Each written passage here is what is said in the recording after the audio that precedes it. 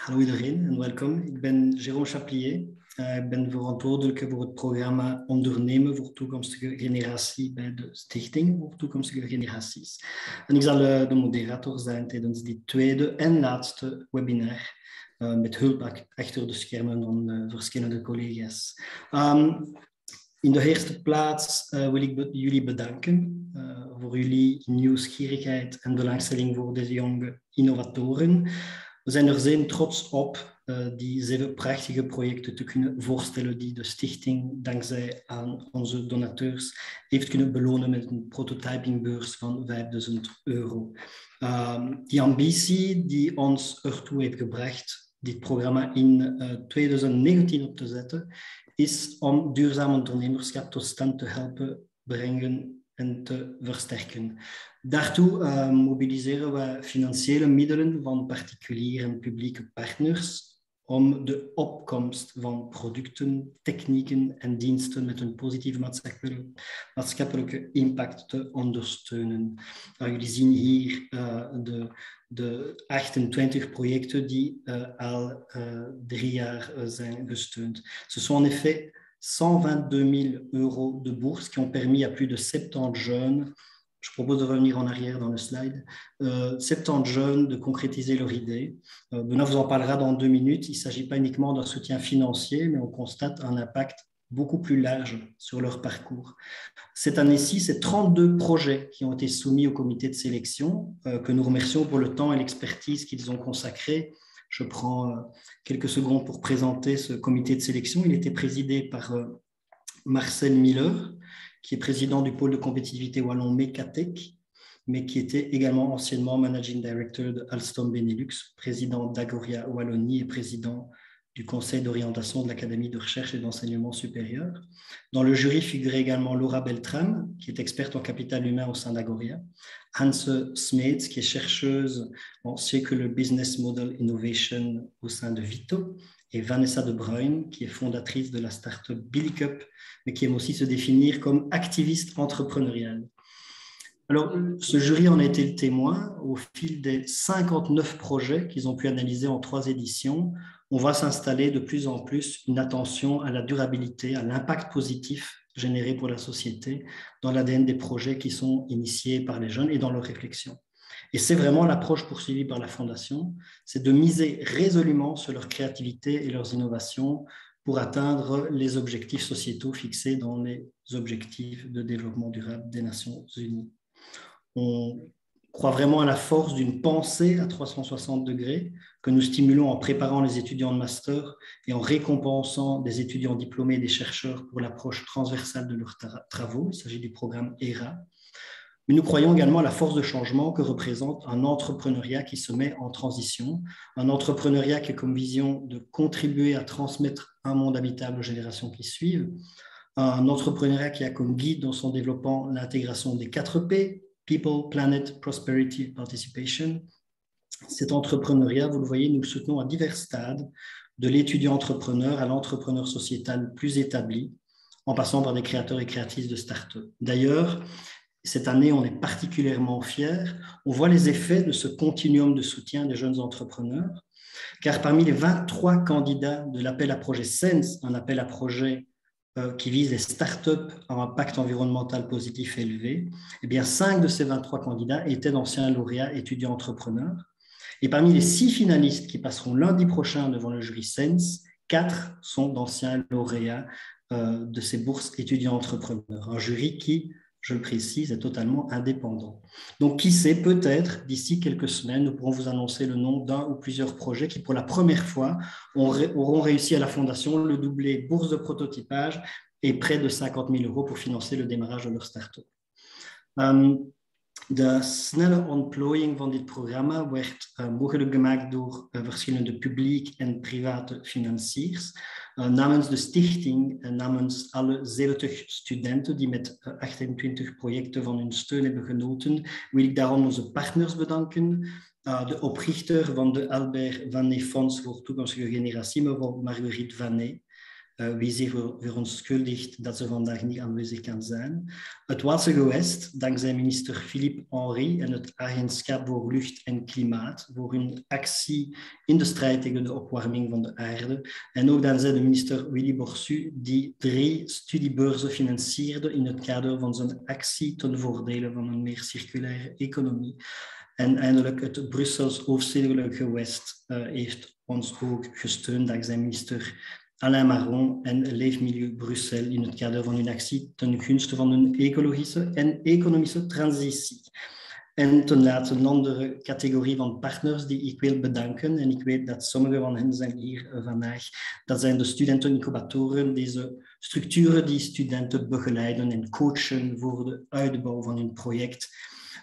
Ik kan ze niet allemaal opnoemen, maar meer dan 20 actoren uit de 3 regio's hebben ons geholpen om kwaliteitsvolle projecten te identificeren.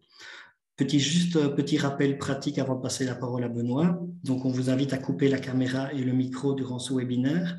Si vous ne souhaitez pas voir en mode galerie les intervenants, vous avez la possibilité de cliquer en haut à droite sur un mode d'affichage intervenant. Et enfin, vous l'aurez sans doute déjà remarqué, l'interprétation est disponible. N'hésitez pas à sélectionner à partir du globe terrestre dans la partie droite de votre menu le français ou le néerlandais. C'est via le chat que vous pourrez poser des questions aux étudiants ou partager vos encouragements. N'hésitez pas pendant leur présentation à déjà poser vos premières questions.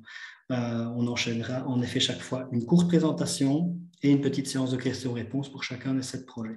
Je passe la parole maintenant à Benoît de Rennes, qui est directeur de la Fondation pour les générations futures, qu'il a fondée il y a maintenant 23 ans. Benoît, c'est à toi. Hartelijk dank, Jérôme. Hallo iedereen, bonjour à tout le monde. Trots en enthousiasme, 23 jaar na de oprichting van de stichting, dat zijn de gevoelens die bij me opkomen na het zien van de energie, de motivatie die deze jongeren uitstralen. We zijn hier de verwezenlijking van de fundamentele visie die ons sinds het begin heeft geleid. Laten we de jongeren vertrouwen. De prototypes die ze ons gepresenteerd hebben, geven in al hun verscheidenheid een mooi beeld van innovatie ten dienste van een wereld waarin het goed is om te leven. Een wereld die we met trots aan onze kinderen willen doorgeven. À ce sujet, nous avons sondé il y a quelques temps plusieurs de nos premiers lauréats pour mieux cerner l'impact du soutien de la Fondation, mais aussi identifier certains de leurs besoins spécifiques. J'aimerais prendre 2 minutes avec vous pour en partager les premiers éléments. Ceci démontre en quoi l'intervention de la Fondation, qui est rendue possible grâce aux acteurs privés et publics qui la soutiennent et aux partenaires incubateurs, que cette intervention donc, est pour ces jeunes un potentiel game changer, pour reprendre les termes récents d'une directrice de nos incubateurs partenaires. Pour rappel, nous avons fait le choix d'intervenir à un moment très spécifique, très en amont dans leur parcours de futurs entrepreneurs, celui du prototypage.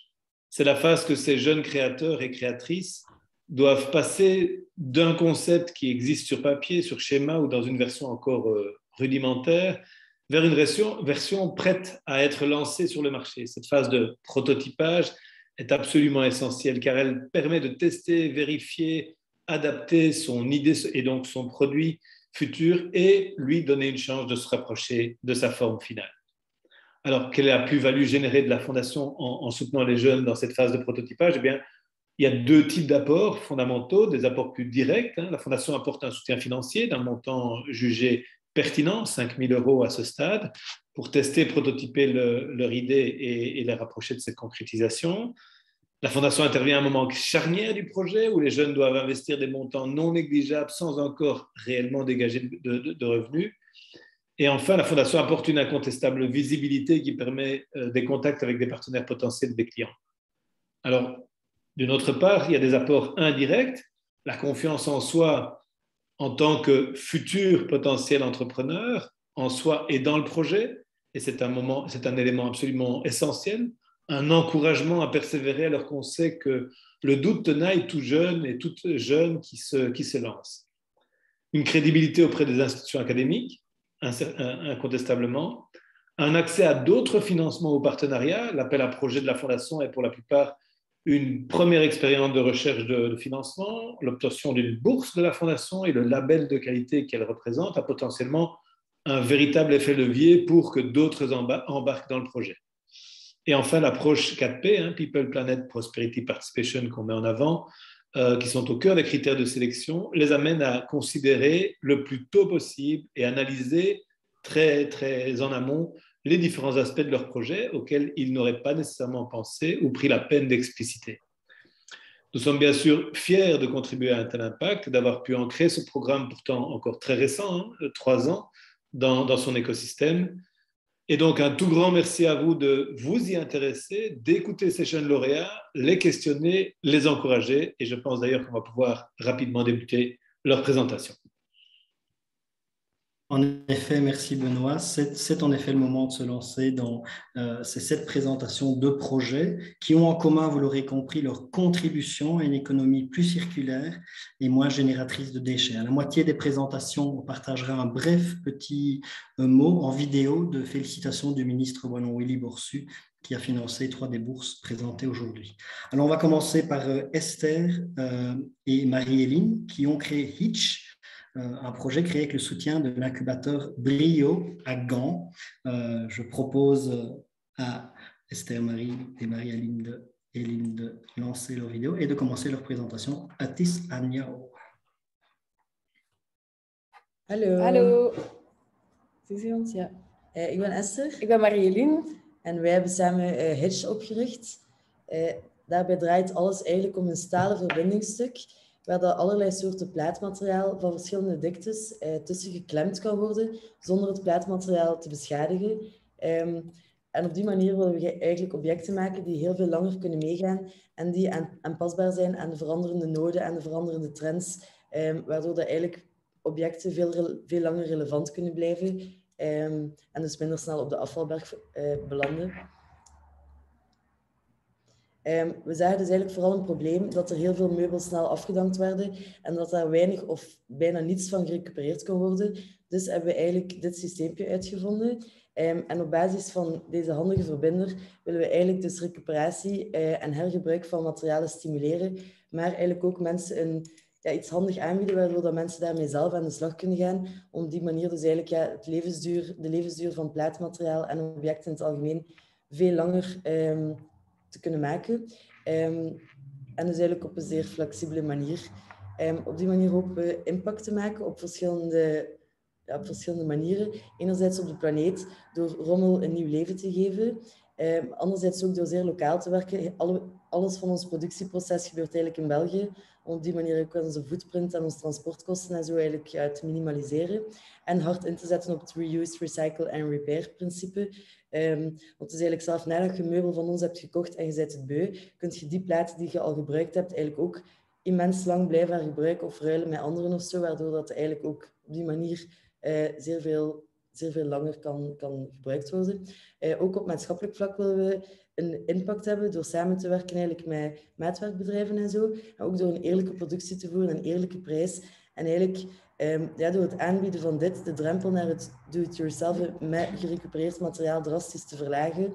Maar daarnaast willen we ook graag een platform zijn voor andere creatievelingen en ontwerpers die zelf ook met duurzaamheid bezig zijn, door hen bijvoorbeeld met ons systeem aan de slag te laten gaan en op die manier eigenlijk een soort platform te zijn voor andere lokale creatievelingen. Waarom dat we eigenlijk ook winstgevend kunnen zijn. De stuks zelf zijn tijdloos, ze gaan eigenlijk niet kapot. We hebben eigenlijk ook zeer hard gewerkt aan het zo puur mogelijk maken van dit. Het materiaal zelf is wel telkens aanpasbaar en door in de toekomst hopelijk meerdere verbinders, varianten op deze verbinder te ontwikkelen, zijn we ook eigenlijk kunnen we een heel schaalbaar assortiment aanbieden. Ja. Wat we in de toekomst eigenlijk nu op aan het inspelen zijn, is eigenlijk vooral focussen op projecten op maat, omdat we er wel in geloven dat we als mensen, als we hen een oplossing op maat kunnen aanbieden, dat dat dan objecten zijn waar ze meer een band mee hebben en die ze dus bij gevolg ook veel langer zullen appreciëren en minder snel zullen afdanken. En daarnaast zijn we eigenlijk heel hard aan het inzetten op de ontwikkeling van varianten op deze verbinder, zoals een variant voor 3 assen, waardoor dat we eigenlijk veel minder verbinders per meubel zouden moeten gebruiken, waardoor dat de kost per meubel ook weer drastisch kan verlagen en het product eigenlijk voor nog meer mensen toegankelijk zou kunnen zijn. En dan ten derde zijn wij permanent aan het inzetten op de zoektocht naar duurzame en innovatieve materialen en bijhorende leveranciers die eerlijk te werk gaan en dezelfde waarden in acht nemen die wij in acht nemen. Dus als iemand van jullie tips heeft over nieuwe innovatieve materialen of duurzame leveranciers, mogen jullie die zeker aan ons doorspelen. Voilà. Ja. En door de stichting hebben we eigenlijk al een enorme boost gekregen en hebben we ondertussen al bijna 500 van deze tussenstukjes kunnen ontwikkelen, die ondertussen helemaal op punt staan. En dit weekend staan we ook op onze eerste beurs in Brussel. Dus als er iemand toevallig op de Contemporary Design Market in Brussel is, kunnen jullie daar onze eerste grote beursstand komen bewonderen. Ja. Als er nog vragen zijn? Ja. Voilà, merci beaucoup. En effet, c'est le moment, c'est à vous. Je vois que déjà des premières questions sont arrivées. Je me permets de répondre à la première qui était sur est-ce qu'on pourrait recevoir les présentations en anglais après le webinaire. On vous enverra en effet un replay vidéo du webinaire et on proposera aux porteurs de projets, s'ils sont d'accord, de partager également leur présentation. Dus ja, een vraag hier. Hoe denken jullie erover? Moest je je idee voorleggen aan bijvoorbeeld IKEA, die het op grote schaal kunnen maken? Het is iemand die heel benieuwd is wat jullie zelf dus willen ontwikkelen en wat is de horizon. Voilà. Première question. Ik snap de vraag niet helemaal. Misschien dat Karen... Hoe zou je dan die innovatie voorleggen aan IKEA om misschien dat op een grotere schaal te kunnen maken? Ja, het is eigenlijk begonnen als tegengewicht voor IKEA, omdat IKEA van principe is van eenmalig gebruik van meubels. En meestal als iemand een kastje koopt en ze halen dat uit elkaar met verhuizen, is dat moeilijk om terug in elkaar te zetten. Dus eigenlijk is het begonnen als een idee om weg te gaan van IKEA. Dus we zouden nooit ons stuk voorstellen aan IKEA. Nee, eigenlijk niet. Het is eigenlijk een volledig andere mentaliteit, een volledig andere zin van... De schoonheid van dit product ligt er eigenlijk ook in dat je het telkens kunt openen en toedoen. En dat is eigenlijk een beetje die frustratie. Bijvoorbeeld de IKEA Billy-kast, zo die met die 4 hokjes. Iedereen kent die vermoedelijk wel. Je kunt die een aantal keer uit elkaar halen, maar dan is het materiaal eigenlijk ook op dermate manier beschadigd dat het eigenlijk niet meer handig is. En met dit systeem kun je bij verhuizers telkens alles losmaken om eigenlijk je meubel helemaal intact op eenvoudige wijze te verplaatsen. Dus een speler als IKEA is het niet iemand die we direct zouden ambiëren als partner. Ik weet niet of dat wel gaat. Il y a ici deux questions qui se rejoignent. Je vais les regrouper. Elles sont plus d'ordre technique. La première, c'est est-ce qu'il y a une limite de poids à la pièce métallique ou est-ce que ce sont plutôt les planches en elles-mêmes qui ont une limite et toujours liée à cette pièce, quel est le métal que vous utilisez? Ja, het gewicht dat kan gedragen worden hangt inderdaad af van het gebruikte materiaal. We hebben daar een hele tabel voor opgesteld, dus we kunnen die welke delen als dat nodig moest zijn. Maar er is natuurlijk wel een verschil als je bijvoorbeeld een multiplex gebruikt van 12 mm, zal dat een volledig verschil zijn. Als je bijvoorbeeld een inoxplaat van 3 mm zou gebruiken. Inderdaad. Het hangt ook een beetje af van hoeveel stuks dat je gebruikt. En dat is het bijvoorbeeld ook in de toekomst in dat schaalbaar assortiment. Als we variatie op de verbinder zouden kunnen ontwikkelen, kunnen er bijvoorbeeld ook grotere verbinders gemaakt worden. En zo kunnen er ook overspanningen van bijvoorbeeld zelfs bijna 2 meter voor heel veel grotere toepassingen in een heel verre toekomst wel uiteraard gemaakt worden, waardoor dat eigenlijk voor bijna alle materialen en alle gewichten zou mogelijk gemaakt moeten kunnen worden. En om op de andere vraag te antwoorden, het is gemaakt uit roestvrij staal. Daar hebben we eigenlijk ook voor gekozen, omdat op die manier het binnen- en buiten gebruikt kan worden en dat het eigenlijk quasi niet kapot kan gaan. We geloven wel in het feit dat dingen extreem lang moeten meegaan. En dan was roestvrij staal wel de beste optie. Ja. Ok, merci. On va voir si peut-être d'autres questions sont soulevées. N'hésitez pas, on en a fait l'expérience la semaine passée. La première présentation, ça se met en route et puis à partir du moment où vous êtes chaud, les questions vont fuser. Donc voilà, n'hésitez pas à en soulever encore d'autres dans le chat. On prendra pour chaque projet environ 6-7 minutes pour répondre à vos questions. En tout cas, il y avait ici un commentaire de Alain qui précisait que IKEA eux-mêmes pensaient éventuellement à un système de location de meubles plutôt que de vente de meubles. Voilà. Ja. Dat is eigenlijk een formule dat we zelf momenteel ook aan het uitrollen zijn, maar dan eerder voor grote projecten op maat. Zo maken we dus ook beursstanden, omdat tijdelijke opstellingen voor exposities en voor musea en zo vaak maar eenmalig gebruikt worden en dat daar ook heel veel afval bij komt kijken. Bieden wij eigenlijk de formule aan dat wij onze stuks verhuren eigenlijk met plaatmateriaal en met onze dienst als allebei interieurontwerpers er dan bij. Dus dat is iets dat we inderdaad ook naar aan het kijken zijn. Ok. Bien, merci beaucoup. Je vois qu'il n'y a plus de questions. Merci. Il y a par contre beaucoup de félicitations pour l'innovation que vous proposez. Donc, bonne chance et bonne continuation. Merci d'avoir été les premières à passer. On sait que c'est toujours, c'est pas la place la plus simple d'être les premiers. Je propose maintenant de passer à la deuxième présentation qui est SCOBY, le projet SCOBY que Marie-Lise va nous présenter.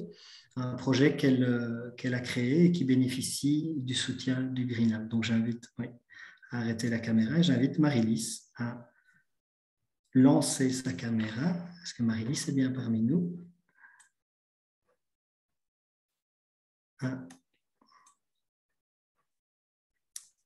Je n'ai pas d'infos. Les collègues, dites-moi si Marie-Lise a eu un souci et n'a pas pu nous joindre. Ce que je propose pour garder le rythme, on va retourner vers Marie-Lise un peu plus tard et je vais passer donc au projet Till-Up, un projet initié par Tristan, Florence et Steph qu'ils ont développé avec le soutien de Start at K à Courtrai. Je pense que c'est Tristan qui va nous présenter ce projet. Je l'invite à démarrer sa caméra et à se préparer.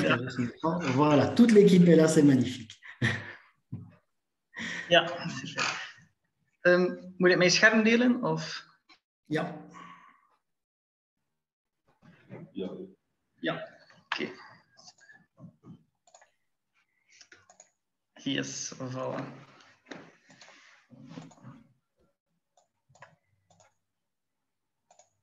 Voilà. Goeiedag. Wij zijn van Till-Up. Wij zijn 3 productontwerpers. Ik ben Tristan, dat is Stef en naast mij zit ook nog Florence. We zijn eigenlijk met een idee gekomen om wikkelfolie te bannen uit de industrie. Wikkelfolie wordt gebruikt om ladingen vast te zetten op paletten, zodat ze stevig staan voor de transport. En daar is er jaarlijks heel veel afval van. We hebben dat bij 1 bedrijf getest. En daar was er minstens 30 ton afval, enkel en alleen aan de wikkelfolie. Dus die gebruikt wordt om de ladingen vast te zetten op paletten. Hiervoor zijn er eigenlijk zeer weinig of geen goede alternatieven. En wij willen daar dus verandering in brengen, omdat dat wel nodig is. Dus we hebben Impact ontwikkeld. Impact is een ecologisch en duurzaam alternatief voor de wikkelfolie. Het is een doek dat kan herbruikt worden om de ladingen dus vast te zetten op de paletten. Je gaat er 1 keer mee rond de palet en je klikt het vast en het zit verankerd dan op de palet. Waardoor dat dus ook transport heen en terug kan gaan zonder dat de lading beschadigd kan worden en natuurlijk zonder dat er afval is. We hebben rekening mee gehouden voor de ergonomische hoogtes, voor het vastklikken, dat de personen dus die de handelingen doen, dat alles op de ergonomische werkhoogtes zijn. Het is ecologisch alternatief dus en het gaat zeer lang mee. We schatten momenteel op een 5-tal jaar, we hopen langer, maar we zijn nog volop aan het testen. Zo ziet het product er dus uit. Het product is gemaakt van gerecycleerde reclamebanners of werfzeilen. Dus het is eigenlijk een afvalstroom dat wij afnemen en dat wij dus upcyclen naar een nieuw product. De riemen die wij gebruiken zijn ook oude autogordels dat ervoor gebruikt worden. En we gebruiken ook aluminiumvoeten of metalen voeten, klikgespen en zo. Dus alles is perfect recycleerbaar of komt al uit een afvalstroom. Voilà, dat is eigenlijk heel kort en snel uitgelegd van wat dat is. Dus als er vragen zijn, stel maar gerust. Snel en efficiënt, bedankt Tristan. Voilà. Zijn er al vragen in de chat? Wacht. Je vois que les participants sont plus timides que lors du webinaire de la semaine passée. Donc, voilà. Peut-être une première question de ma part. Est-ce que vous avez déjà eu l'occasion de tester? Ah ben voilà, c'est étonnant. La question qui arrive est justement dans le même sens. C'est la question d'Alain. Est-ce que vous avez déjà testé et présenté votre produit à des entreprises et quel a été leur feedback? Oui. Ja, we zijn nu bezig met bij 2 maatwerkbedrijven aan het testen. Dus we zitten ook in de sociale economie. En daar kunnen wij gaan testen of testen wij samen en daar krijgen we daar feedback van. Maar momenteel zitten we nog volop in de prototypingfase. We hebben al 4 of 5 of 6 of meerdere prototypes al getest, verschillende variaties op elkaar. En telkens aan het verfijnen. En nu zijn we toch bij de laatste 4 of 5 hopen we telkens aan het verfijnen. We zitten nu bij het eindconcept bijna. Merci. Entre-temps, en effet, les questions arrivent. Il y en a 2. La première, je vais peut-être les dire toutes les 2, comme ça vous pourrez y répondre à la suite. Quel est le mode de production que vous utilisez? Est-ce que vous utilisez un métier à tisser pour fabriquer vos bâches, votre emballage, entre guillemets? Et est-ce qu'il y a différentes tailles pour cet emballage ou est-ce que vous vous adaptez en fonction des éléments? Est-ce que c'est adaptable en fonction de la taille des éléments? Momenteel werken we dus ook met een maatwerkbedrijf die het produceert. Dus ook de producent is een maatwerkbedrijf. En voor de verschillende maten zijn we voorlopig nog aan het kijken om enkel de standaard gestapelde paletten, dus de Europalet die gestapeld is tot 1,80 meter, want 95% in de industrie en in de logistiek is eigenlijk standaard gestapelde paletten en zijn niet onregelmatige vormen. Daar zijn we nog niet mee bezig, maar eens dat het eerste op de markt is, zijn we aan het kijken om inderdaad variërende vormen of andere maten van paletten er ook bij te pakken. Ja. Alors, en attendant éventuellement d'autres questions, j'en avais une. Vous êtes toujours étudiant en lançant ce projet. Quelle est votre expérience de cumuler le lancement d'un projet comme celui-là avec la réussite, la poursuite de vos études? Est-ce que c'est un défi compliqué? Ja, wij hebben ook wel productontwerp gestudeerd, dus we weten wel hoe dat je een product moet maken. Hoe dat je het op de markt zet, is nog iets anders. Maar voorlopig zijn we nog in de beginfase en zijn we het vooral nog aan het testen en aan het verfijnen. En daarna, we worden wel goed begeleid door projecten zoals STG en andere projecten worden wel begeleid om het dan effectief te vermarkten en dan op de markt te zetten. Merci. Et encore une autre question, et ce sera peut-être la dernière. Est-ce que ce que vous proposez est aussi solide, parce que finalement il s'agit de ça aussi, que le plastique qui est traditionnellement utilisé? Vous pouvez offrir les mêmes garanties de solidité? Ja, dat kunnen we garanderen. Alleen voorlopig toch nog met de testen kunnen we dat inderdaad wel garanderen. Het is wel iets anders voor onregelmatige vormen niet, maar we focussen ons vooral op de standaard gestapelde paletten. 95% is toch normaal, dus daarop mikken we ook op de grootste segment. Ja. Ok. En tout cas, merci à toute l'équipe pour cette belle innovation circulaire et bonne poursuite de projet. Alors, on m'informe que Marie-Lise, malheureusement, nous a envoyé un message comme quoi elle n'était pas en capacité de nous rejoindre. Donc voilà, le projet SCOBY ne pourra pas être présenté aujourd'hui, malheureusement. Un projet très intéressant parce que SCOBY vise à créer un nouveau matériau de packaging dans une approche circulaire à partir de résidus de brassage de bière. Et donc voilà, un projet très innovant. On espère pouvoir vous partager néanmoins, quand on vous enverra un petit mail après ce webinaire, quelques informations et sa présentation PowerPoint, mais évidemment on souhaite surtout un bon rétablissement à Marie-Lise. Je propose de passer au projet Une bière, 2 tartines, un nom appétissant, on en conviendra. C'est Pierre-Yves qui va nous présenter son projet qu'il développe avec le soutien du Venture Lab à Liège. Pierre-Yves, je sais que tu es parmi nous. Oui, je suis là. Allez, Je mets vais ta caméra. partager. Welcome. Ouais, je vais partager mon Et écran. je te passe la parole.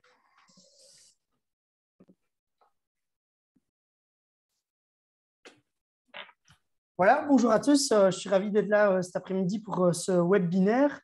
Je m'appelle Pierre-Yves Basta. Je suis porteur de projet, effectivement, d'une bière de tartine, du Venture Lab à Liège.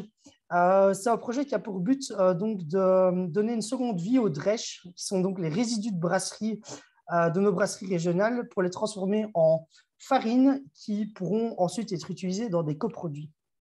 Alors, comment ça se passe pour les gens qui ne connaissent pas trop la drèche? La drèche, ce sont donc les résidus du brassage, donc qui ont été chauffés pour que le sucre des céréales passe dans le mou qui va être ensuite utilisé pour créer de la bière.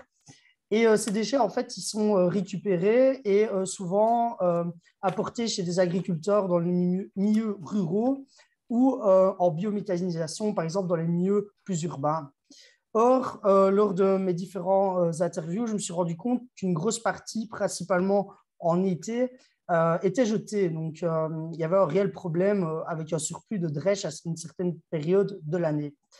Le but du projet, c'est donc de récupérer ces drèches, de les transporter vers un lieu de production et d'entamer sur ce lieu un processus de déshydratation. Donc, on va utiliser des presses, des déshydrateurs pour diminuer donc le taux d'humidité de ces drèches, car il faut savoir qu'en sortant de la cuve, ces drèches ont un taux d'humidité de plus de 80% et une température de 70 degrés. Il ne faut pas faire trop d'images, mais c'est un milieu super intéressant pour des bactéries. Donc, il faut assez rapidement travailler cette matière pour diminuer cette humidité.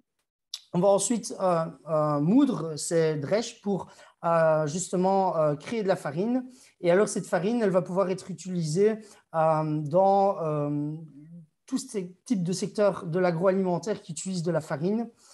Comme par exemple des pains burgers, du pain, des biscuits apéro ou alors des pâtes.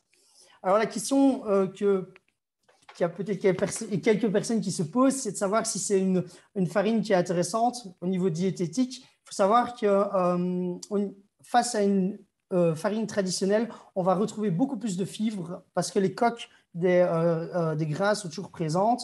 On va avoir peu de sucre parce que justement le sucre est dans la bière. Et on va avoir un assez bon taux de protéines avec des vitamines, etc.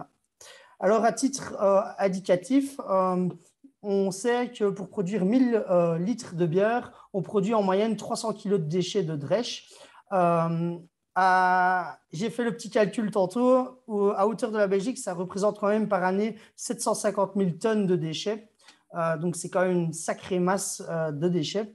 Et la farine, en fait, c'est une solution qui va permettre de pouvoir garder donc, cette drèche et utiliser donc, ces valeurs nutritives dans le temps pour avoir donc, un produit qui est durable, qui est circulaire et surtout local, car on aimerait lancer l'activité de façon locale et non industrielle au départ. Et donc, la Fondation m'a aidé dans le prototypage justement du processus de déshydratation. Il faut savoir qu'au départ, ça utilisait beaucoup d'énergie. Mais maintenant, avec les différents tests de phase de déshydratation, on arrive à diminuer le temps de séchage et donc aussi l'électricité qui est utilisée pour avoir un réel produit vert et non un produit de greenwashing. Merci.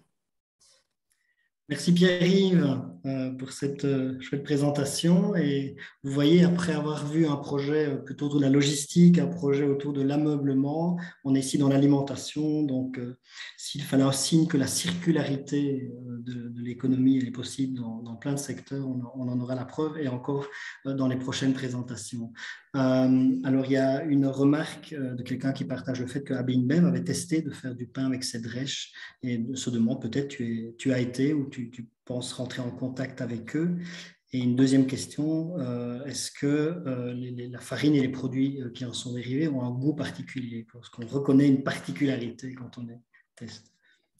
Alors oui, je suis au courant du projet d'AB InBev qui va avoir lieu justement à Jupy.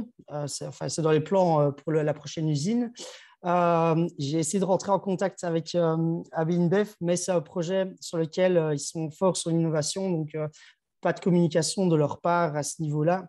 Donc voilà, mais il y a un intérêt, c'est globalement dans le secteur brassicole, il y a un grand intérêt, une grande recherche dans ce secteur-là, donc, parce que la drèche représente beaucoup de déchets, mais peut être utilisée. Donc, il y a une grande recherche de la part de beaucoup de brasseries dans le secteur.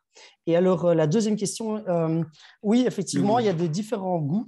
Donc, ça veut dire qu'on va avoir des farines avec le goût un peu plus prononcé si on part sur des farines de bière brune ou de bière de Noël, par exemple.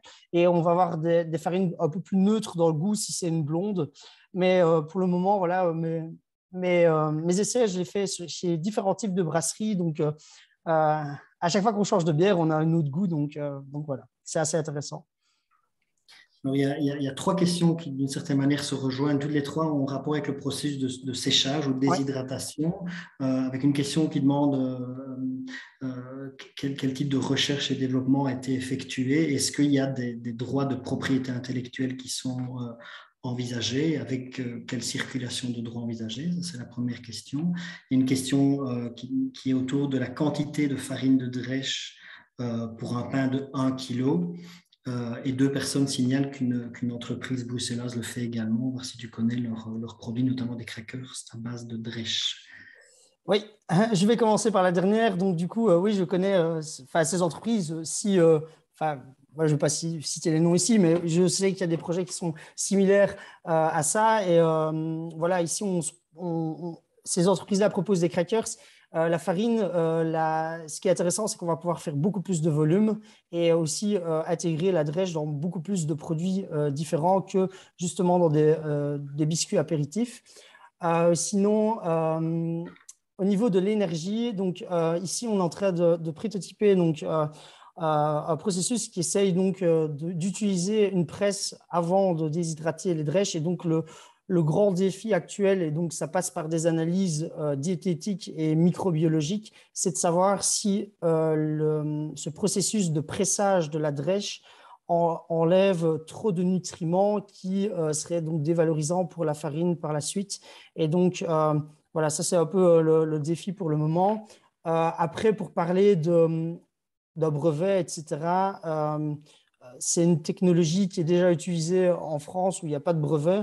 Donc, je pense que le but ici n'est pas forcément d'aller chercher un brevet. Voilà, voilà, par choix. Il y avait la question, pour être précis, quand on parle d'un pain de 1 kg, il y aurait quelle quantité de farine de drèche qui est… Oui, la drèche, elle a quand même un point négatif, c'est que c'est une farine qui est très riche. Donc, on ne va pas pouvoir faire un pain à 100% à la drèche, ce serait écœurant et beaucoup trop lourd pour l'estomac. Donc, ici, la drèche est utilisée entre 15 à 30% dans les préparations. Donc, elle remplace une farine classique à hauteur de 15 jusqu'à 30%.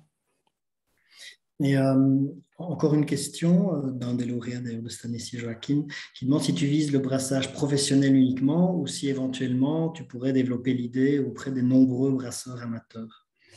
Alors, au début, le marché de la farine étant un marché de masse, ça va devoir passer par des entreprises qui ont plus de volume parce qu'on va aussi devoir avoir de la logistique assez courte. Donc, au départ, ça va être vraiment de proposer aux brasseries, attention, régionales, hein, pas à BINBEF ou des grands du secteur.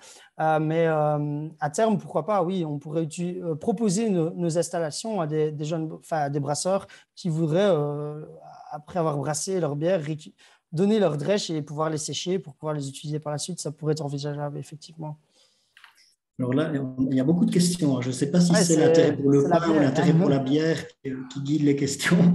Mais en tout cas, il y a une question par rapport à l'eau qui est perdue, consommée pendant le séchage. Est-ce qu'elle pourrait être éventuellement, toujours dans une logique de récupération, de réutilisation, est-ce qu'elle pourrait être récupérée?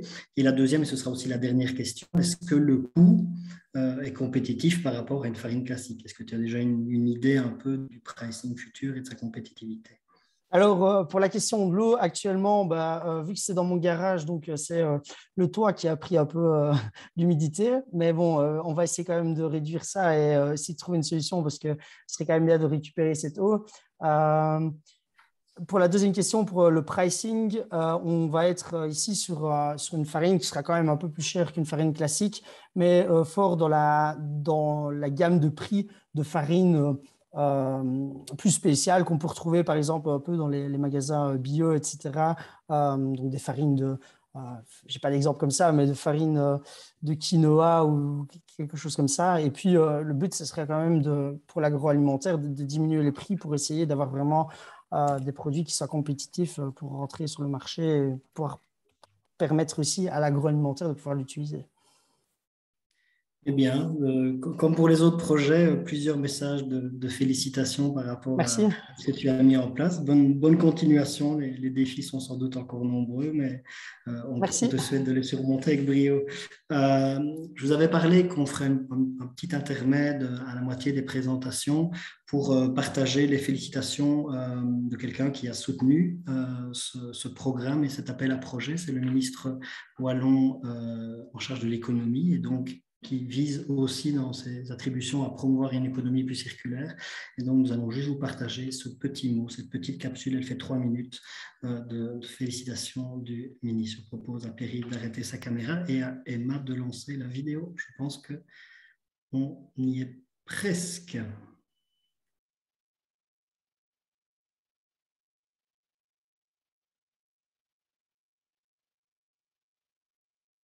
Voilà, bonjour à toutes et à tous. Je voudrais vraiment vous féliciter pour l'investissement qui a été mené par ces groupes, par ces porteurs de projets. Et ces projets sont extrêmement variés, qu'ils concernent la reconversion de drèches brassicoles, l'emballage écologique, le cloud personnel, ou bien encore une marketplace, par exemple, de matériaux, et bien d'autres. En fait, j'observe que cette mobilisation, elle l'a touché aussi bien au masculin qu'au féminin, les étudiants, les étudiantes. Elle l'a concerné également de nombreuses facultés. Et par ailleurs, les projets viennent des différentes régions du pays, ce qui me réjouit. Votre engagement, il est, vous le savez, particulièrement important. Important pour la planète, important pour la société, important pour vous individuellement. La façon dont nous voulons croître et vivre à l'avenir est évidemment une façon différente qui intègre notre volonté d'avoir une relation au monde qui nous entoure, à la matière qui est différente. C'est dans ce contexte, bien sûr, que l'économie circulaire prend tout son sens. L'économie circulaire qui, elle-même, est aussi génératrice d'importantes activités, de nombreux emplois. Rien qu'en Wallonie, plus de 14 200 emplois sont situés, sont générés par l'économie circulaire. Si j'y ajoute les emplois indirects, c'est plus de 56 000 emplois qui sont concernés. Je voudrais aussi associer à mes remerciements et à mes félicitations celles et ceux qui vous ont soutenu, qui vous ont accompagné dans le cadre de ces idées, de ces projets. Je pense notamment aux incubateurs étudiants et à la démarche qu'ils soutiennent habituellement. On a besoin de jeunes entrepreneurs, on a besoin de start-up dans notre pays et dans nos régions. Le fait de pouvoir les décliner dans un projet qui intègre pleinement ces dimensions développement durable me semble absolument incontournable et essentiel. C'est dans ce sens aussi qu'au niveau du gouvernement wallon, nous avons adopté notamment la stratégie d'économie circulaire et aussi un certain nombre de décisions. Le pire, c'est de ne pas oser, c'est de ne pas se lancer dans un certain nombre de projets. Ce n'est pas le chemin que vous avez choisi et je m'en réjouis.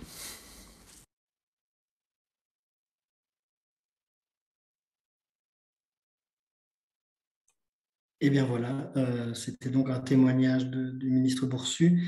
Évidemment, on le sait, autant on a besoin d'entrepreneurs et d'entrepreneuses qui innovent en matière de circularité, on a évidemment besoin aussi d'autorités publiques, de pouvoirs publics qui se dotent d'ambition, de stratégie pour démultiplier cette circularité.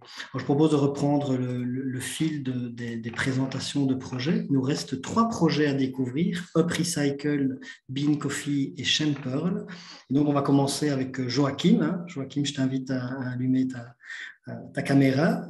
Joachim a développé la plateforme UpRecycle avec le soutien de l'incubateur Linkcube à Namur. Joachim, c'est à toi dès que tu nous rejoins. Est-ce que Joachim est toujours là?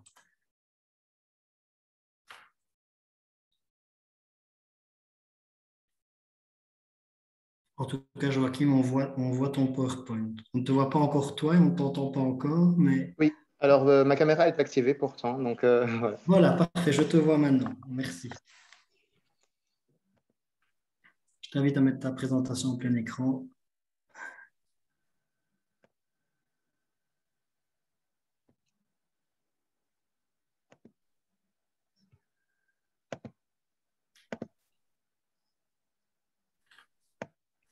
Voilà. C'est à toi. Alors, bonjour à toutes et tous. Je m'appelle Joachim Brison, j'ai 21 ans et je vis à Marchand-Famenne. Je suis étudiant conseiller en développement durable à la Haute École de la province de Namur et je suis également un grand fan d'upcycling. Alors, l'upcycling, qu'est-ce que c'est? Eh bien, en français, il s'agit du surcyclage ou upcyclage, ce qui signifie recycler par le haut. Il s'agit d'une pratique qui consiste à réutiliser un matériau usagé, souvent en le détournant de son usage principal pour le transformer soit en objet de décoration ou en mobilier. Cette pratique permet donc de redonner de la valeur et une utilité à un matériau qui n'en a plus. Concernant l'histoire du projet, je suis passionné par l'art de la récup depuis tout petit. J'aime récupérer les matériaux en tout genre afin de leur donner une seconde vie. C'est avec ma grand-mère, ma maman et puis ensuite tout seul que je découvre cette pratique. Donc, je m'amusais déjà petit à réaliser des petits bricolages avec des objets récupérés, comme par exemple, on voit ici à l'écran des porte-monnaies en briques de lait ou des petits bonshommes en bouchons de liège. Petit à petit, je me suis mis à fabriquer divers objets plus grands et plus difficiles avec divers matériaux. Et mon envie de fabriquer ce genre d'objets a grandi en même temps. Et donc, j'avais cette envie qui grandissait et aussi cette recherche de matériaux qui grandissait. Et le problème, c'est que j'avais de plus en plus de mal à trouver les matériaux dont j'avais besoin. Oula. Hop. Voilà. Et donc, c'est plus tard, quand je me suis rendu dans un magasin de bricolage, que je me suis rendu compte que il y avait pas mal de déchets que j'aurais bien voulu récupérer, en fait. Donc, des palettes et autres déchets en bois. Et j'ai fait ce constat dans d'autres enseignes, dans d'autres magasins, dans d'autres entreprises, et je me suis dit, pourquoi pas trouver une solution pour récupérer ces déchets qui m'intéressent et pouvoir bricoler avec. Et donc, j'ai réfléchi à une solution qui pourrait permettre aux gens comme moi qui aiment récupérer ces matériaux et bricoler avec, de pouvoir les récupérer dans les entreprises. Et donc, c'est tout naturellement que j'ai eu l'idée de la marketplace. Donc, le projet, c'est une plateforme web, donc un marketplace dédié à l'upcycling. Donc, il s'agit d'un marketplace pour les déchets industriels. Donc, le but du projet, c'est vraiment de localiser les gisements de matériaux à récupérer pour que les passionnés de récup puissent trouver les matériaux dont ils ont besoin plus facilement. Donc, sur le principe, c'est mettre en relation des entreprises qui possèdent des déchets valorisables et des personnes à la recherche de ces matériaux. Donc voilà, donc chaque entreprise qui possède des déchets valorisables a la possibilité de les faire valoriser donc sur la plateforme en publiant une annonce avec les matériaux qu'elle a en sa possession, et les gens qui souhaitent les récupérer peuvent directement voir sur la plateforme tous les matériaux qui sont disponibles près de chez eux. Donc voilà, concernant la mission du projet UpRecycle, c'est vraiment de permettre une meilleure valorisation des déchets industriels et de faciliter l'approvisionnement en déchets. Concernant la vision du projet, c'est de développer un écosystème lié à la pratique de l'upcycling en créant dans un premier temps une marketplace pour permettre la récupération des matériaux. Ensuite, pourquoi pas développer un espace de vente en ligne entre particuliers, en tout cas la revente de produits upcyclés. Et dans un avenir plus ou moins proche, la mise en place de cours de bricolage pour accompagner vraiment les gens dans la démarche d'upcycling et d'économie circulaire, avec l'accès à un atelier et la création d'une marque de mobilier UpRecycle en matériaux upcyclés. Donc, concernant les valeurs du projet sont également les miennes, donc c'est-à-dire celles que j'ai réussi à construire pendant mon bac de conseiller en développement durable. Donc, c'est-à-dire que le projet a vraiment un but éco-responsable et l'importance d'avoir un impact positif sur l'environnement et la société. Concernant la bourse de la Fondation pour les générations futures, grâce à elle, je vais pouvoir concevoir, ou plutôt faire concevoir, parce que je n'ai pas les compétences nécessaires pour créer une première plateforme web, et donc pour réaliser les premiers échanges de matériaux entre entreprises et particuliers, et finalement lancer le projet. Voilà, je vous remercie. Merci Joachim de nous avoir présenté cette plateforme. Voilà, comme vous êtes rodé maintenant au principe, on attend vos questions à Joachim. Moi, j'en ai peut-être une première. Est-ce que tu as déjà une version qu'on peut tester ou tu as déjà pu tester cette mise en relation? Je n'ai pas encore de plateforme et donc c'est pour ça que je suis venu chercher cette bourse. C'est vraiment pour avoir un premier prototype et réaliser les tout premiers échanges. Très bien. Il y a une question ici sur la question du contrôle de qualité des matériaux. Est-ce qu'il y a un filtre de tout ce qui peut être potentiellement proposé sur la plateforme? Alors oui, ça j'y ai déjà réfléchi. Donc déjà, il y a une présélection de matériaux qui peuvent être mis sur la plateforme, que les entreprises doivent, il y a une charte que les entreprises doivent signer, évidemment, et il y a un contrôle aussi sur la plateforme. Donc moi, je contrôlerai aussi ce qui entre et ce qui peut être dessus ou pas. Parfait. N'hésitez pas à continuer à poser vos questions à Joachim. Est-ce que tu as déjà fait une étude de marché pour valider l'attraction de ce projet? Alors, j'ai déjà fait une première étude de marché, oui, qui avait bien fonctionné. Les gens étaient vraiment intéressés. D'ailleurs, les gens continuent à me contacter aujourd'hui. Et je suis en train de refaire une deuxième étude de marché, mais là, plus spécifiquement sur le business model que je vais mettre derrière le projet. Extra. Tu as 21 ans, je ne me trompe pas, c'est ce que tu Oui, c'est ça. C'est ce que tu as dit. Quels sont les types de soutien les plus importants que tu rencontres pour pouvoir développer ça? On sait que c'est difficile d'avancer seul. Je ne parle pas spécialement de la fondation. Est-ce qu'autour de toi, il y a des soutiens qui sont vraiment clés dans ton développement? Alors oui. D'abord, j'ai pas mal de soutien grâce à mon incubateur. Donc, je me suis tourné vers eux parce que j'avais aucune idée de comment lancer un projet. Et grâce à eux, je vois mon projet qui avance et je me dis que finalement, il va peut-être voir le bout un jour. Il va peut-être voir le jour. Oui, il va peut-être voir le jour du coup. Et j'ai mon école, mes professeurs qui me soutiennent aussi beaucoup dans ce lancement de projet. Je suis également accompagné par le BEP, donc le Bureau économique de la province de Namur. Tous ces gens-là m'aident vraiment dans mon projet et ils sont vraiment d'une grande nécessité. Entre-temps, une question est arrivée. Est-ce qu'il pourrait y avoir un moyen de faire en sorte que les particuliers, donc outre les entreprises, puissent aussi mettre des déchets sur la plateforme? Et aussi pour peut-être se mettre en lien avec des parcs à conteneurs où il y a souvent des déchets en pas trop mauvais état. Oui. Alors pour la première question, c'est envisagé. C'est vraiment envisagé, mais dans un souci de confiance. Dans un premier temps, je m'adresse d'abord aux entreprises. Mais effectivement, oui, c'est envisagé. Et alors, pour la seconde question, oui, je suis justement en train d'aller rencontrer ces personnes et ces acteurs. Donc, oui. Et alors, il y a une question sur ton business model. Est-ce qu'il sera, comme on peut l'imaginer, basé sur un pourcentage sur le prix des matériaux échangés? Alors ici, justement, c'est l'intérêt de l'étude de marché que je suis actuellement en train de faire. Donc, je n'ai pas encore défini mon business model. Il y a quelques idées qui ressortent, mais je ne me suis arrêté sur aucune. Très bien. Encore de bonnes réflexions en perspective avec ton incubateur et ceux qui t'accompagnent. En tout cas, félicitations, Joachim, pour ce projet. Je pense qu'on n'avait plus de questions. Et il y a une question qui vient d'arriver, alors ce sera la dernière. L'estimation du prix des matériaux échangés, tu le fixerais par rapport à quoi? Alors ça, ce seront les vendeurs qui fixeront le prix. D'accord, très bien, c'est clair. Parfait, merci en tout cas. Et on va passer à l'avant-dernière présentation. Donc, il reste le projet Bean Coffee et le projet Shempearl. Donc, j'invite maintenant Lucas.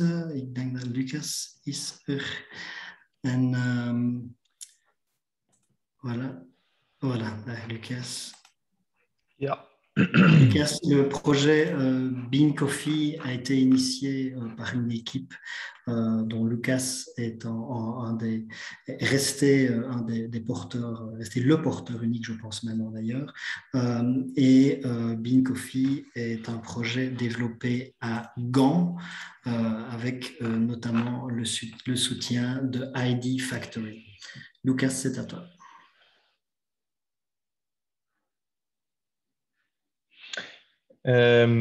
Ja, goedemiddag of goede avond ondertussen iedereen. Eerst en vooral wil ik de Stichting voor Toekomstige Generaties bedanken voor deze kans om mijn bedrijf, start-up, eens kort voor te stellen. Dus ja, mijn naam is Lucas van Quickelberghe. Ik ben de founder van Bean Coffee. Sinds 2 jaar eigenlijk aan het werken aan een valorisatiesysteem voor koffieafval in België voor het moment. Maar hopelijk in de nabije toekomst gaan we daar heel wat upscaling doen. Wat doen wij dus eigenlijk? Wij valoriseren de koffieafvalstroom in België. Wat zegt dat? Dat is een heel alomvattend begrip, maar in concrete woorden wil dat zeggen dat wij dus grondstoffen gaan genereren uit de koffieafvalstroom. 2 van die grondstoffen zijn dus bijvoorbeeld koffieolie, dat we dus koffieolie gaan extraheren uit de koffieafval. En de andere grondstof is dus de perskoek die overblijft na de extractie. Nu, dat zijn 2 grondstoffen waar dat er heel wat mee te doen valt. En om jullie eerst wat referenties te geven, in België alleen al zijn er 42 atomiums per jaar die op de afvalhoop in koffie dan belanden.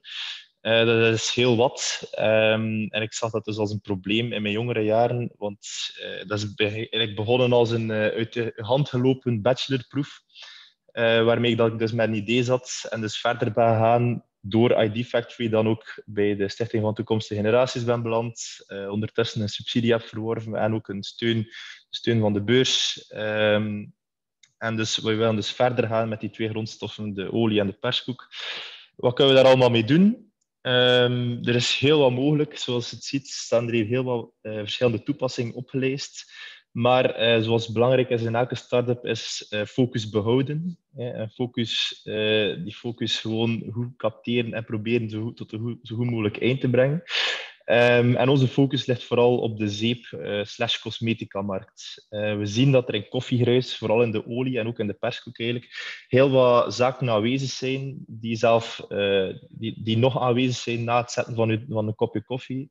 Die dus eigenlijk gewoon verloren gaan, die normaal op de brand verbrand of verhist worden, of gestort zelf, is te zien van waar dat de stroom naartoe gaat. En dat is dus een probleem dat wij willen tegengaan. Nu, het eerste product waar wij dus op focussen is de koffiezeep, waar dat we dus koffieolie gebruiken als vervanger voor palmolie. Ik moet jullie niet vertellen wat voor een slechte naam dat palmolie heeft. Palm en kokos eigenlijk. Dat zijn een van de toch meer gebruikte grondstoffen binnen de food- en cosmetica-industrie.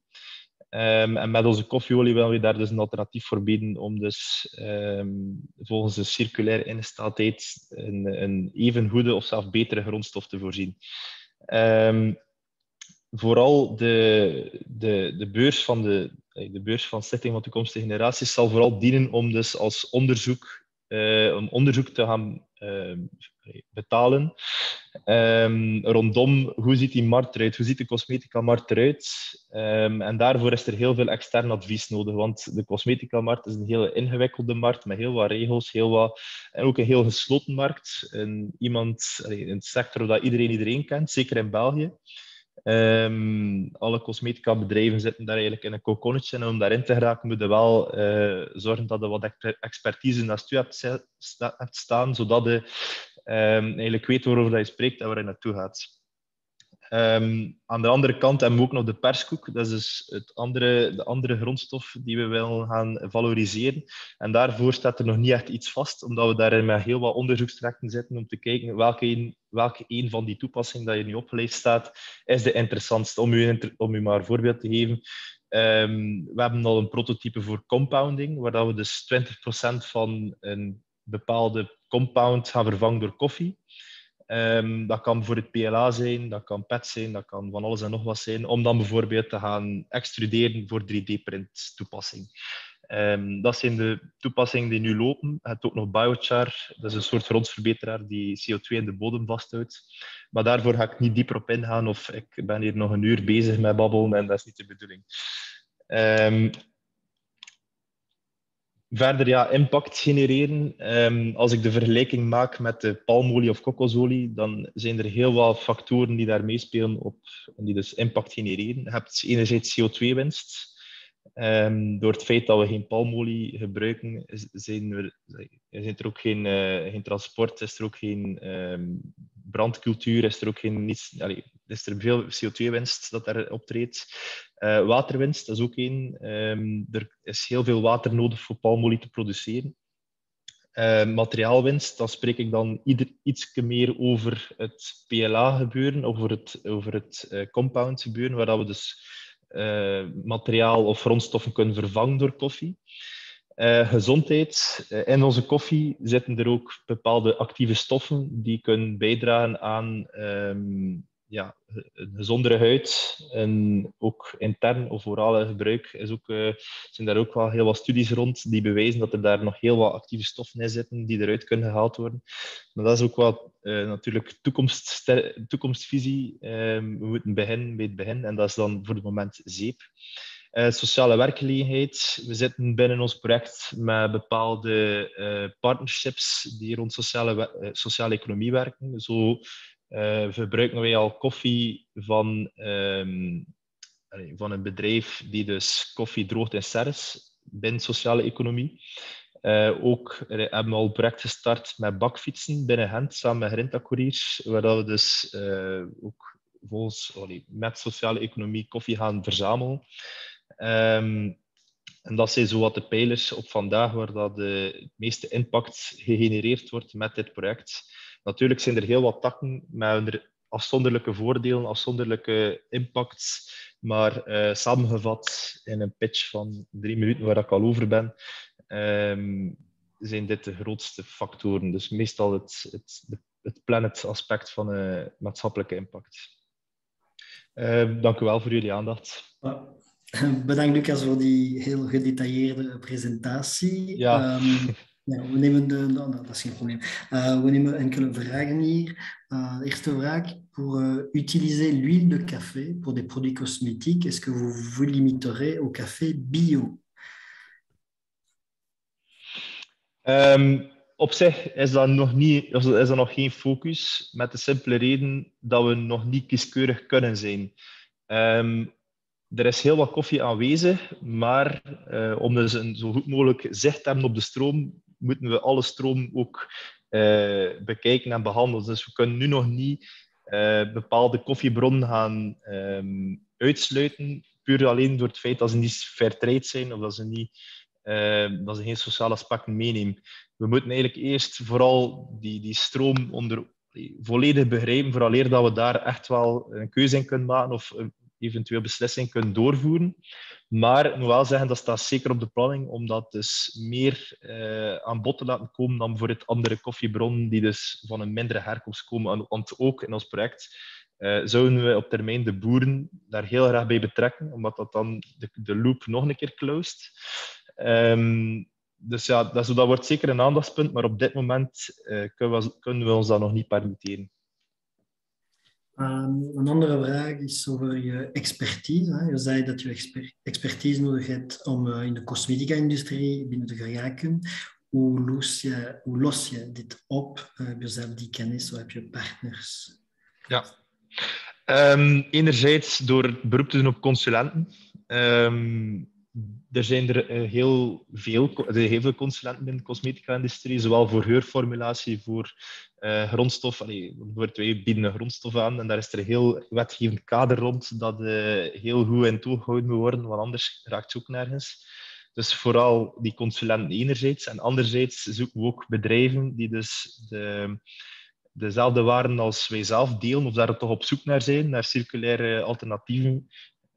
Bedrijven die in België bijvoorbeeld ook een eigen cosmetica-lijn of cosmetica-grondstoffen aanbieden. En meestal is dat dan in kind, dat zij dus advies verstrekken of in kader van bepaalde subsidietrajecten met ons gaan indienen. Om dus iets op poten te zetten. Een eerste prototype, ontwikkeling over te nemen, onderzoek over te nemen, labo-testen, van alles en nog wat. Dus we zoeken eigenlijk binnen het netwerk, via de consulent geraken we meestal binnen bij bepaalde bedrijven. En waar we dan de kennis hebben om bepaalde beloftes te doen. En dan verder met de bedrijven gaan we iets diepgaander en proberen we van een interne kennis daarop beroep te doen. Merci. Je ne sais pas si d'autres questions arrivent. Oui, il y a outre comme à chaque fois des félicitations pour le projet ambitieux. Il y a une question ici. Heb je al een idee wat de verkoopsprijs voor de eindklant van je zeep? Ik heb het niet goed begrepen. Heb je al een idee van de verkoopsprijs voor de eindklant van je zeep? Ja, dus omdat we dus de zeepsector op zich is een heel verzadigde sector. Er zijn heel veel alternatieven. Jullie kunnen het wel voorstellen dat er heel veel mogelijkheden zijn om zeep te kopen. En door die reden, omdat we ook een beetje vasthangen met hetgeen dat we kunnen verwerken en dat wij nog in een pilotfase zitten en dus heel wat eigenlijk weinig koffie kunnen verwerken in de eerste fase, zitten we eigenlijk in een heel hoog segment, zitten we eigenlijk in de high-end zeepmarkt. Ook omdat er daar een perfecte storytelling aan kan gekoppeld worden. Dus we zouden eigenlijk mikken naar een prijs van €15 per 300 milliliter. Okay. Maar daar wel aan gekoppeld de correcte eigenschappen, waarde, storytelling, verpakking, alles erop en eraan, zodat we echt wel in dat segment thuis horen. Oké. Zijn de producten al ontwikkeld? Ja en nee. Dus er is een prototype gemaakt. Dat prototype werkt, maar de resultaten zijn nog niet consistent. Dus het is eerst aan ons om, zoals ik daarnet zei, de stroom zo goed mogelijk te begrijpen en dus ook te weten waar dat die verschillen zitten. Dus dat gaat nog iets van onderzoek vergen en heel veel tijd en moeite vragen voor dus de verschillen te gaan vastleggen. Maar we weten al, er is al een proof of concept, dus we weten dat dat wel lukt. Het is gewoon een feit van ons om de juiste keuze te maken van welke specifieke koffiestroom is goed voor die zeep te gaan ontwikkelen. Bien, merci Lucas pour ces informations, pour ces éclairages et pour ces réponses aux questions. Et bonne continuation d'espérer voir très bientôt ces savons dans les commerces. Je propose de passer maintenant à la dernière présentation, un projet qui normalement était... Au revoir Lucas. Un projet qui normalement était présenté lors du webinaire de la semaine passée, mais que nous avons pas pu proposer, qui sera donc proposé aujourd'hui. C'est le projet... Dat was niet mogelijk, dus we stellen het nu voor. Dat is het project Champearl. Lies en Lieve zullen dit voorstellen. Ja, hallo. Mijn screen is zichtbaar, toch? Hè? Voilà, ça marche. Dus voilà, Champearl werd ontwikkeld met de steun van de incubator van de Antwerpen Management School. En vandaag zijn Lies en Lieve met ons om dit innovatieve product te presenteren. Voilà, Lies, het is aan jou. Dank u wel. Dus zoals aangegeven, afgelopen jaar zijn wij bezig geweest met de ontwikkeling van onze start-up Champearl. En we zijn dus eigenlijk een ontwikkelaar van een sustainable shampoo parel die de hotelindustrie gaat overnemen. En hoe gaan we dat doen? Wel, we zijn natuurlijk gestart vanuit een probleem. En dat was dat er in de hotelindustrie eigenlijk heel veel plastic vervuiling is. Zo gooit bijvoorbeeld 1 hotel per jaar ongeveer per maand, 80.000 stuks plastic weg. En jaarlijks kan dit dus oplopen tot meer dan 1 miljoen stuks per hotel per jaar. Dus je kunt je wel inbeelden wat een immense afvalberg dat is. Dus vandaar dat wij een oplossing presenteren die de vervuilende industrie wil aangaan. En we willen dus eigenlijk de plastieke toiletartikelen in de badkamer uit de hotels krijgen. Dus wij hebben een innovatieve oplossing bedacht, die bestaande uit een gamma van shampoo, conditioner en bodywash. En deze zijn gemaakt in een gemakkelijk oplosbare parel. En de parels zijn ook gemaakt om perfect te zijn voor 1 wasbeurt. En ze zijn goedkoper dan de meeste alternatieven, voor eenmalig gebruik weliswaar. En ze zijn dan ook volledig vrij van plastic verpakkingen. Dus overal, ze zijn meer sustainable en ze zijn ook luxueus. Want zeker in de hotelbranche is dat wel belangrijk dat je ook nog steeds die luxueuze feeling krijgt. Ze zijn meer hygiënisch, want het is 1 parel. Iedereen heeft zijn geïndividualiseerde parel en dergelijke. Er gaat ook minder gebruik van water zijn, dus daar gaan we ook tegen. En per jaar zouden we per hotel tot bijna 14.000 plastic bottles kunnen besparen en dus bannen. Dan, ja, wat hebben we gedaan met de hulp van de beurs? Wel, allereerst hebben we dankzij jullie al verschillende prototypes kunnen ontwikkelen. En hebben we ook met de hulp van het design agency Raak de eerste visualisaties kunnen maken. En dankzij deze visualisaties hebben we al partnerships kunnen afsluiten met verschillende of met enkele hotels. En met dat design agency hebben we dus eigenlijk de parel hebben, maar we moesten dan ook nog een manier vinden om die parel natuurlijk heel uit in de douche te krijgen zonder dat deze al oplost. Dus met hun hebben we nu een oplossing gevonden voor deze parels dus in de douche te krijgen. En zoals ook bij de vorige presentatie aangegeven, ja, aangezien we werken met een cosmetisch product voor een grote commerciële industrie, moet het product natuurlijk gecertificeerd worden en ontwikkeld worden in laboratoriums die erkend zijn. Dus vandaar dat wij ook voor onze volgende stap is om met een producent samen te werken. Voor het moment hebben we er 2 op het oog waar we wel een goed gevoel bij hebben. En zo willen we dus een goed functionerend en veilig product op de markt brengen. En hopen dat we samen zullen strijden om de plastic uit de hotels te krijgen en te kunnen bannen. En we kijken er dus heel erg naar uit wat de toekomst ons nog te bieden heeft. En zijn future generations heel dankbaar om het helpen van onze droom te realiseren. Dus dan is er mij nog 1 ding wat mij rest te zeggen is: who's ready to help us change the world one pearl at a time? Dank u wel. Merci Lise. Toujours très... Dank je wel, Lise. Je bent altijd... Pour le développement de très beaux produits. Voilà, il y a déjà 2 questions. Est-ce qu'il y a déjà des hôtels qui ont montré de l'intérêt pour les samples, pour leur utilisation? Je pose directement la 2e question. Est-ce qu'il y a déjà un brevet, un brevetage possible sur le produit? Dus op de eerste vraag, ja, we hebben dus al met enkele hotels de visuals laten zien en zij waren zeker bereid om, eens dat we een erkend product hebben, om deze ook te gebruiken en uit te testen. En we zien zeker een verder partnership ook zitten.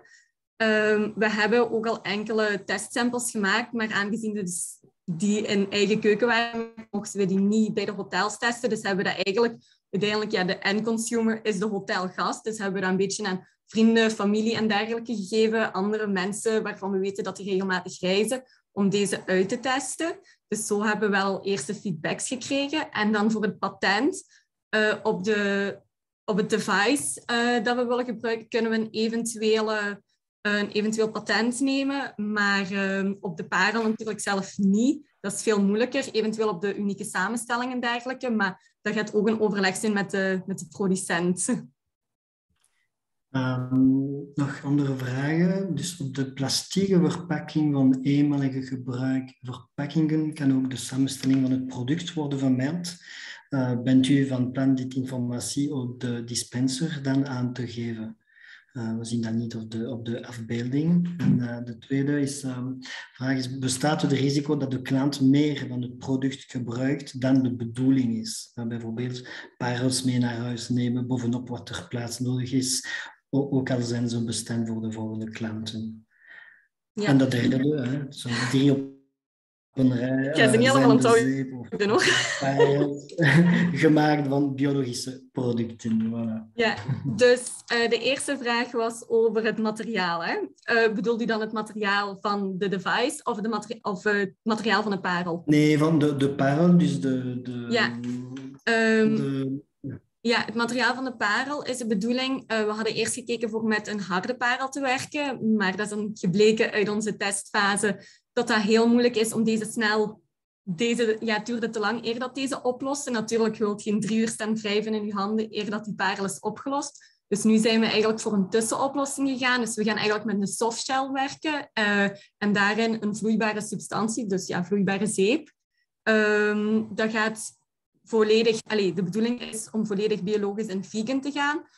Het is wel aangezien... we hebben dat ook bij de hotels getest en ondervraagd van of het heel belangrijk is voor hun om volledig vegan te zijn. En zij vonden dit minder belangrijk. Zij vinden het in eerste instantie belangrijk dat de plastiek eruit gaat. En dan op termijn kunnen we wel ons product zo ver krijgen om ook volledig biologisch en vegan te gaan. Want dat is wel onze ambitie. Maar nu in eerste instantie afhankelijk van ons budget en de mogelijkheden moeten we dat nog bekijken. De vraag was ook over die informatie beschikbaar voor de klanten over de samenstelling, de ingrediënten van het product.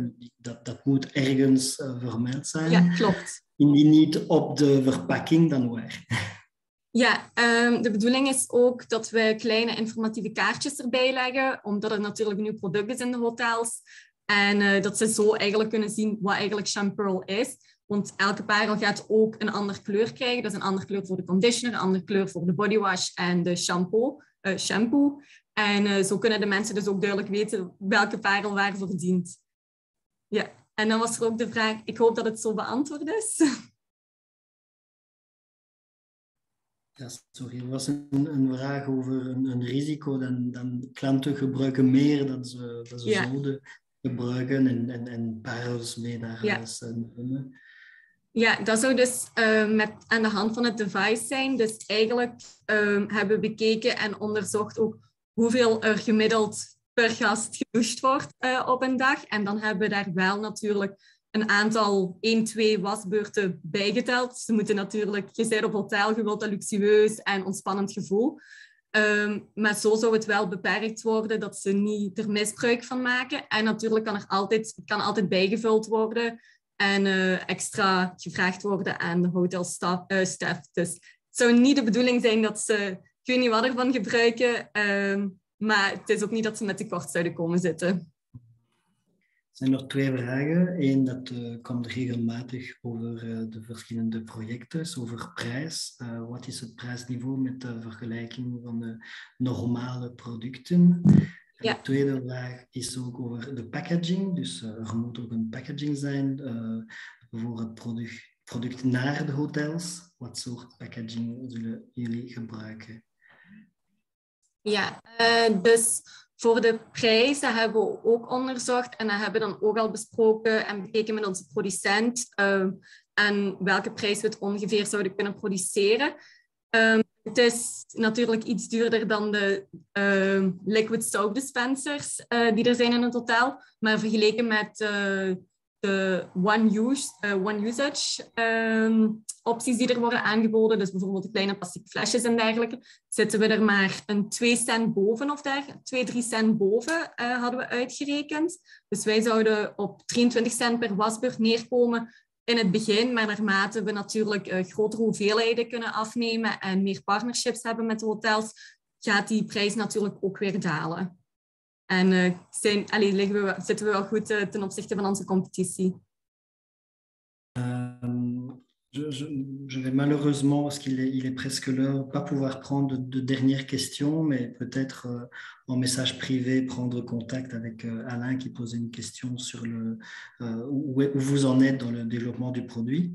Je voulais quand même noter la remarque très intéressante d'un participant qui posait la question, est-ce que peut-être utiliser des résidus de café dans la fabrication de vos perles pourrait être une option? Il ne faut pas y répondre maintenant, mais je pense que le contact est initié.